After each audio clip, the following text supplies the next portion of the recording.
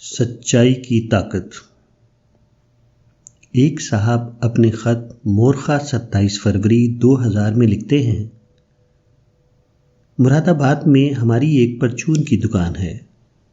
ہم دکان پر اخبار اور کاپی کی ردی بھی خریدتے ہیں۔ ایک بار الرسالہ کے کچھ پرانے شمارے مجھے ردی میں ملے اور میں انہیں گھر لے آیا۔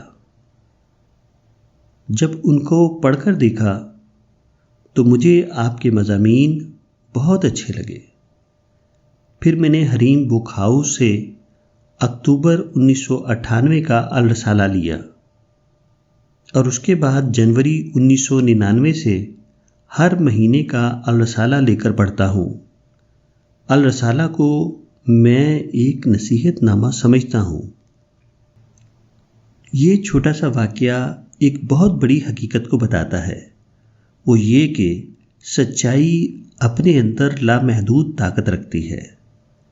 سچائی ایک ایسا سیلاب ہے جس کو روکنا کسی بھی شخص کے لیے ممکن نہیں۔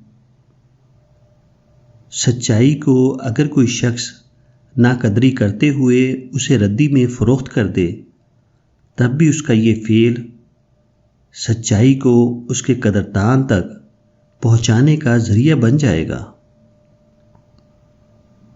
سچائی کے خلاف اگر کوئی پروپیگنڈے کی مہم چلائے تو اس قسم کی مہم صرف سچائی کی اشاعت میں اضافہ کرے گی۔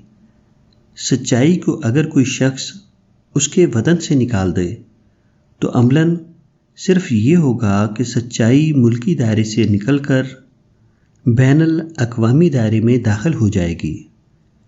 غرض سچائی کے خلاف ہر کارروائی سچائی کے حق میں ایک نیا دروازہ کھولنے کے ہم معنی ثابت ہوگی۔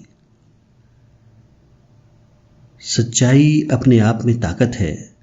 سچائی جب کھڑی ہوتی ہے، فطرت کے تمام قوانین اس کی حمایت میں سرگرم ہو جاتے ہیں۔ تاریخ کے تمام عوامل اس کے حق میں جمع ہونے لگتے ہیں۔ سچائی ایک ایسی ابدی حقیقت ہے جو مغلوب ہو کر بھی غالب رہتی ہے۔ سچائی اگر بظاہر خاکستر دکھائی دے، تب بھی اس کے اندر ایک ایسا شعلہ موجود رہتا ہے جو بھڑک کر ساری دنیا کو روشن کر دے۔